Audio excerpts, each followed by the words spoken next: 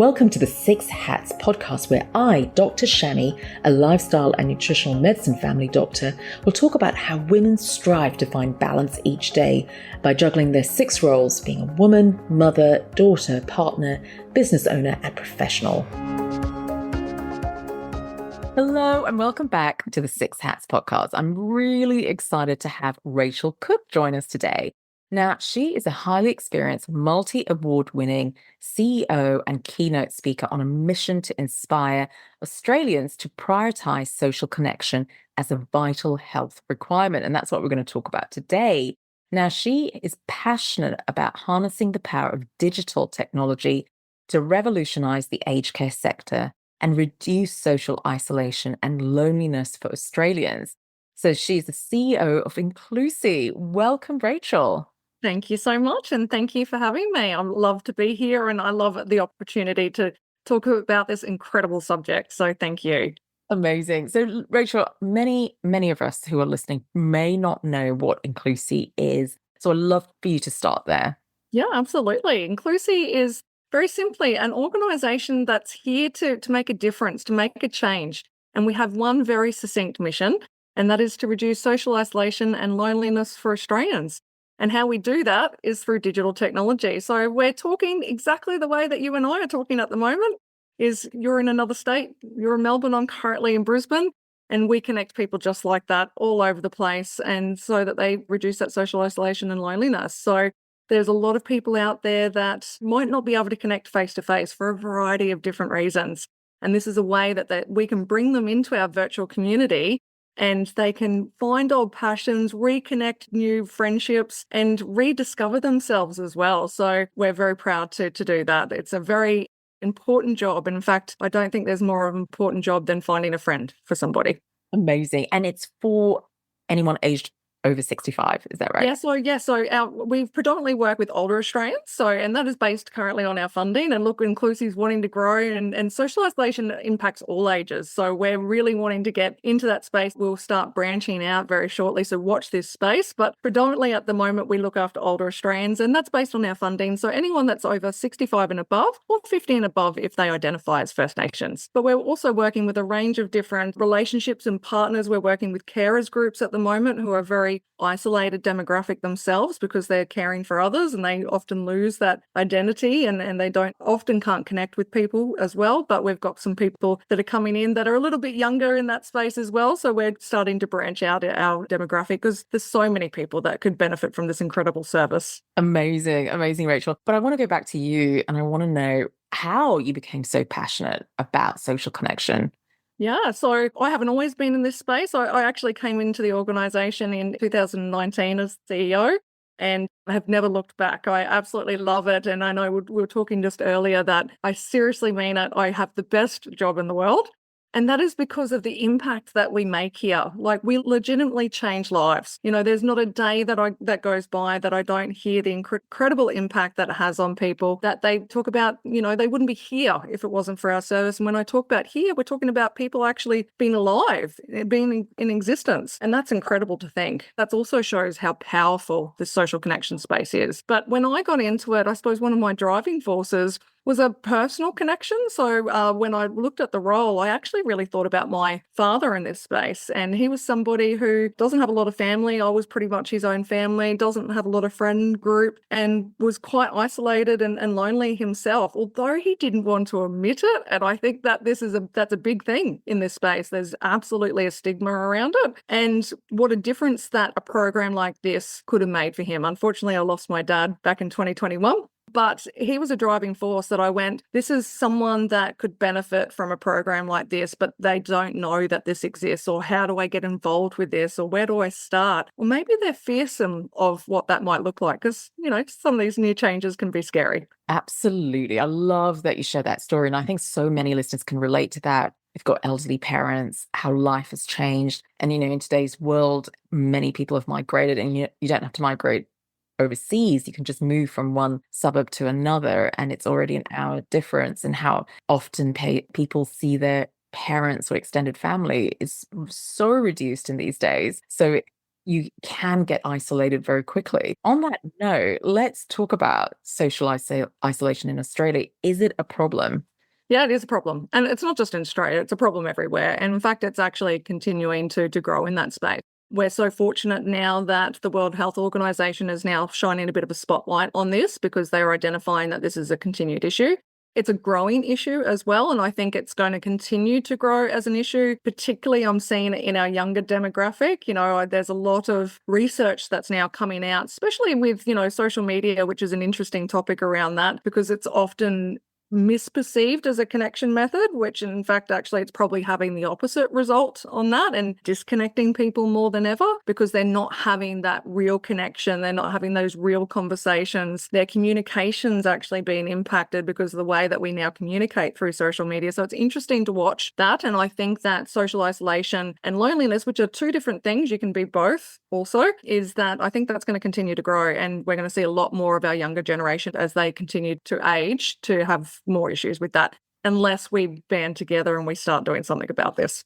Absolutely. I love what you said, social isolation and loneliness. And you're absolutely right. It could be two separate things. And we're definitely going to talk about a case study, how he joined Inclusee and made a difference. And I just want to say part of that story here, he's married, he's got a family, kids that visit every single week. He wasn't actually isolated, but there was a level of loneliness or purpose and meaning. And that sort of affected his mental and physical health. So you're absolutely right. There's also perceived loneliness. And I see that a lot in my patients. And now I ask the question in our intake form, perceived loneliness, because you could be amongst so many people, or like what you said, social media, you might be connected, but you actually don't feel heard, listened to, and you can actually feel lonely even in a relationship. So Absolutely. And I think that's taken a lot for people to realize. People haven't identified as that. People think, just because you might live with someone or you're in a household or you've got a great friend or family network, which a lot of people in our inclusive community may not have, but some of them do, they can still feel lonely. And because, it's about that belonging, that sense of belonging and sense of identity. And as you said, that sense of being heard. So feeling like they're part of something and connecting something on a deeper level. And that's where I think social connection, there's so much richness in it because it really gets down to the inner fibers of who we are as human beings. We're supposed to connect. We're connecting individuals. This is what we're supposed to do. So when we're not doing it, then you start seeing those really serious impacts on our health, both physical and mental.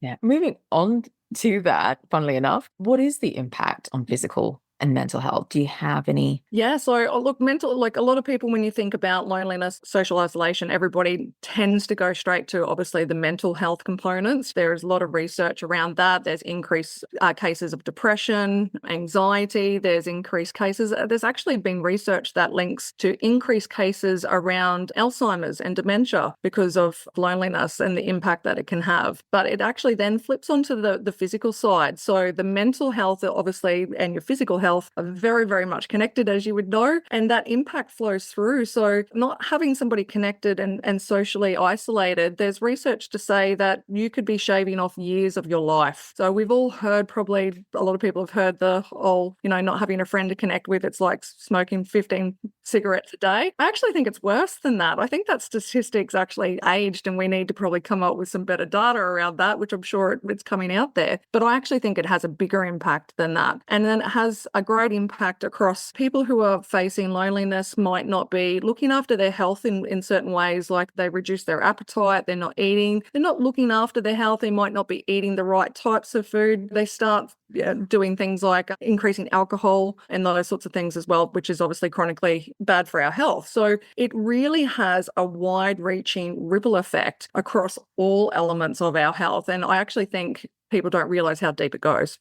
I loved how you said the mind's connected to the body. Love it. Because, in the current medical model, it's two separate things. We don't dots, and how that chronic stress, and I know many of my listeners know my podcast is all spreading that awareness of how stress affects the body and what we can do about it. And it goes back down to that. Actually, loneliness creates a stress response, which means inflammation, which means affects all the parts of the body from gut to even, we mentioned mental health. And so we can't ignore it. And right, we're designed to be in communities, we're designed to be in groups, we're not actually meant to navigate life on our own. And I often say these to patients when they're having a lot of life events, you're not meant to do this on your own. We're meant to reach out to our community. And that's what I'm seeing a lot, just that struggles and it's very isolated, instead of turning to an uncle or an aunt or an elder or a friend. And, you're absolutely right. And I think you might have heard about the longest happiness study or the longest study. You've probably heard of that, isn't it? In Harvard. And I think they followed, it was actually all young men in different socioeconomic status. And they followed them for, I think it was over 70 years. They did the surveys and they go, what kept these men, the happiest, but the healthiest as well, was actually relationships. Who had the best and the healthiest relationships? And it wasn't status, it wasn't money, it wasn't your job. It was actually who had the most strong relationships. Yeah, absolutely. And I agree with that. And I don't know if you've actually seen the documentary around the blue zones and Oh yeah. how that is even really deeply connected to culture. You look around to the people that are living the longest and they look at what is the difference as to why that is occurring. And obviously there are some great things in there, some critical health things about the types of food that they're eating and that sort of thing. But the one linking component to all of them is how connected they are to their community and that how they're connected to their culture. And, I think about just how we are today in our local communities, even our neighborhood, how much that has changed. Years and years ago, we knew who our neighbors were. We knew our next door neighbors. We knew the person across the road. Now we don't know those people and we don't connect like that like we used to anymore. I live in an apartment building and sometimes I don't see, and I'm not socially isolated or lonely, but it's just that I don't see some of the people that even live on the same floor as me. Sometimes I don't know if they even live there, but you don't cross your paths anymore. So it's such a different dynamic. And I think we need to go back to the early days of our culture and rebuild those connections, rebuild those communities, because it's those support mechanisms that makes the difference. Absolutely. I love you said that. I'm laughing because I'm in exactly the same position. And I go, wow, I don't even know if anyone lives in my apartment block because I Yeah. haven't seen them in years.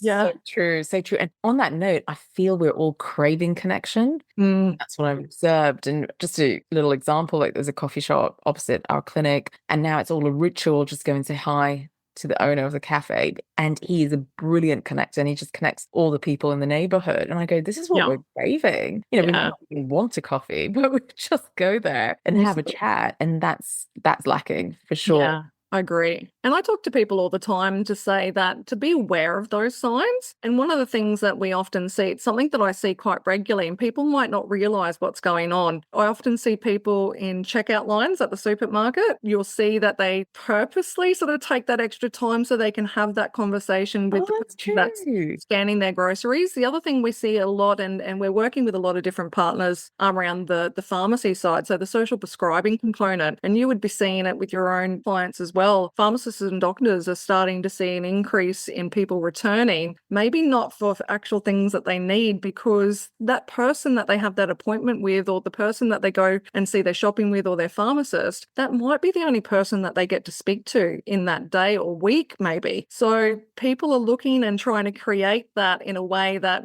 they feel they can actually have some control over that. And I always say to people in the community, keep your eye out for people like that. Don't get frustrated when they take that little bit extra time scanning their groceries, because that could be someone that's in really deep need of connection. Absolutely. Absolutely. This is a great time to speak about our case study. And that's how we Yeah. got to know Inclusee really well. So I'll just give you a brief outline. It's one of my patients. He's in his late 80s and he's had a lot of health issues in and out of hospital. And I used to see him every week or 2 weeks. And I saw just, it wasn't obvious depression, but it was just the words he used, his expression, his body language. Even though he was so well supported, incredibly supported from his daughter to his wife, but I could just see a bit of a decline and that confusion. Interestingly, in his week, he did have hobbies. He did have people that he was seeing, but for some reason, there was a lack of purpose and meaning and lack of things to talk about. So we just suggested have a look at Inclusee, and his daughter was fantastic. So she helped in, looking it up and realizing, just click on this link. What is a link? Explain that to him. But he does have an iPad. So that's really helpful. He used to using it. All he had to do was click on a link and then he started engaging with all these different talks. And it was absolutely mind blowing the transformation within about 2 weeks. The language changed. He walked in so much more confidence and excited to talk about what classes he attended. And also, there was a massive change in his breathing and his motivation to eat the right foods, to do the exercises. So this translated into his physical health. But yeah, thank you, Rachel, for what you do. Welcome. The more people that we can assist like that, the better. That is exactly why we're here. And I love to see it. Like, as you said, it's such a visible, noticeable difference. We can see people come in, their body language is different. They're more relaxed. They're smiling. They're laughing. I'll even go as far as to say you can see visible changes in their skin. You know, they start feeling a little bit more blushed, and the life comes back into them, and the brightness comes back into their eyes, and you feel like they've just found themselves again. And that's because what we have here at Inclusee is not only that social connection, but we've got a whole range of different programs and activities that people can choose what they want to be part of, and they can be part of some things or everything. It's really up to them. It's on their terms, and they can find all the things that they're interested in. But we can also create new experiences for them as well. So there's all sorts of things around educational components that they can learn. But if there's a particular interest that they have, we can create a new club or an activity for them that they can be part of that. So creating that sense of belonging is the real key component. And what I love is, particularly working with older Australians, is we're not only doing the social connection component, but because we're doing it through digital technology, we're overcoming a large digital divide that we see in that demographic. And so that they're connecting not only with us, but they're connecting with the broader community. We're teaching them skills of how they can online shop, or they can put photos up on their Facebook so they can share it with their grandkids. This makes a difference, and it brings them into the community, and they feel like they're part of something. One thing we see with particularly older Australians is they don't want to be a burden, and they hate being told that they can't be taught something, because they absolutely can, and they want to know, they want to learn. They're so thirsty for that knowledge. We just got to show them how, and just have that little bit of patience, and you'd be surprised what they achieve. Amazing. Amazing, Rachel. Thank you so much for your time today. Now, before we let you go, where can people find you? And I understand it's currently, this program is for certain suburbs in Australia, but the whole mission is you want to get it to as many people. Absolutely. We want to continue to grow. We want to continue to connect. This is what we hear of too. So the more people we can connect, the better. So just either give us a call on 1-800-287-687, or connect us on www.inclusee.org.au. Inclusee is spelled INCLUSEE, which is a play on inclusee and seen. So being inclusive and seen, which is all about what we do here at Inclusee. Amazing. Thank you so much, Rachel. You're welcome. Thank you so much for having me. Remember that this is general advice only. Please see your healthcare professional for more information. So what's your take-home message today? Remember, it's all about progress and not perfection. And are you suffering from stress? Visit the Usawa Learning Hub on usawa.com.au for more resources on how to de-stress, re-energize, and reclaim your health. Enjoy the journey.